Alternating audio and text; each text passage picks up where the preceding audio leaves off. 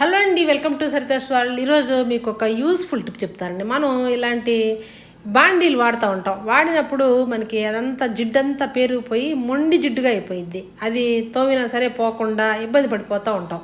అలాంటప్పుడు ఇలా చేసుకుంటే కనుక ఎంత బాండీలైనా, పెద్ద పెద్ద బాండీలైనా సరే ఈ జిడ్డు పట్టిపోయి బాగా మొండి జిడ్డు అయిపోయిన బాండీలు ఈజీగా మనమైతే ఈ జిడ్డంతా వదిలించుకోవచ్చు. అసలు ఎక్కువ కష్టపడే పని కూడా లేదు.